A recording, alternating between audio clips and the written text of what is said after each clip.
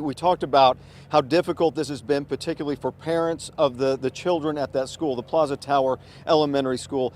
7 children died there, and 2 News anchor Marla Carter has been following for the last 2 days one man as he searches for his missing daughter.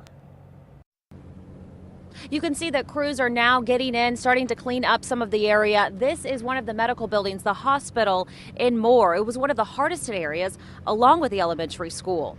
Little 9-year-old Ja'Nae is her daddy's world. That's my love.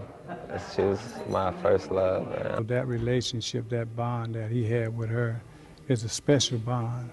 Special because they were a team. She lost her mother about 1.5 years ago, and he was raising her by himself.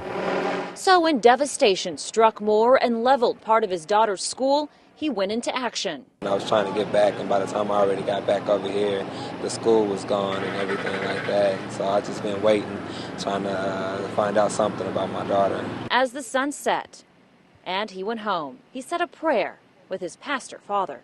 Lord, I've never lost a child, so I don't know what that feels like. The next morning, the phone rang. What do you mean she's with you? What is she doing? Is she playing? The medical examiner was on the other end of the line. And then he told me that she had passed and they had her there. And just rage just came over me. Lord, thank you for her, Father God, Lord. Then his father, the pastor, stepped in. Faith is believing when there's no reason to believe. Faith is hoping against hope. Faith is hoping when there is no reason to hope, when it feels like all is lost.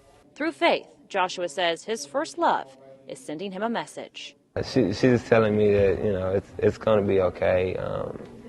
It's not to dwell on it, you know, not to let it get me down. And she's always going to be here with me. And no doubt the cleanup will continue for months ahead. Back to you.